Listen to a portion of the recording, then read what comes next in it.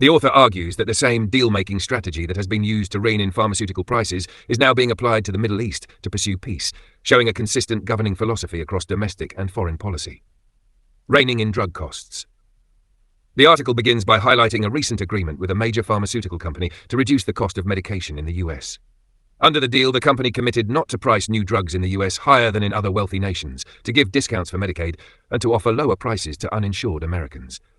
This outcome is presented as a major accomplishment, especially since many politicians have promised drug price reform but failed to deliver. According to the author, the administration achieved this not by accepting conventional wisdom, but by applying pressure, such as tariffs, to create leverage. The logic was to incentivize drug production to be relocated domestically and to force other countries to assume more of the burden.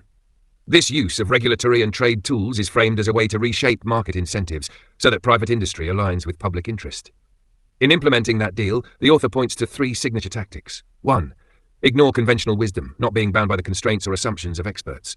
2. Identify and align interests of opposing parties. Find the intersection where private and public goals can overlap. 3. Be tenacious and nimble. Persistently push, but be willing to pivot when a better opportunity arises. These principles are then claimed to be mirrored in foreign policy efforts. Applying the strategy to the Middle East, the article turns to the recent diplomacy with Israel, Gulf Arab states and Hamas. The administration convened leaders and pushed through a 21-point peace plan intended to end hostilities in Gaza, secure release of hostages, and lay out a roadmap for de-radicalization. Despite significant ideological and political obstacles, Israel's insistence on fully neutralizing Hamas, Arab anger over previous Israeli actions, the deal was signed by Israel and key Gulf countries. According to the author, the same 3 principles were used in this process. Ignore conventional wisdom about the Middle East being defined purely by moral values conflicts.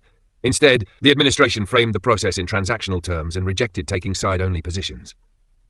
Align interests on both sides by showing that Israel and Arab states each had stakes in US investments and security guarantees. For example, the US secured trillions in foreign investment and intertwined American economic interests with those of Gulf nations. The administration also forced Israel's leadership to apologize to Qatar for its bombing and extended US security guarantees, signaling commitment to Arab interests. Play the long game and pivot. The article shows that what many viewed as a diplomatic crisis, e.g. Israel bombing Qatar, was reframed as leverage. Rather than seeing it as a failure, negotiators turned it into an opening for mediation. That crisis helped unify Arab states in demanding concessions from Israel, allowing the US to broker a multi-party deal.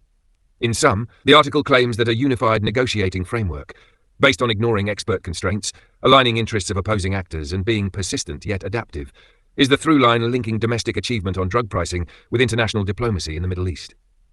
If Hamas accepts the peace framework, the author suggests, it would represent a historic success for that approach, one that bridges domestic policy and geopolitics by putting transactional deal-making at the core.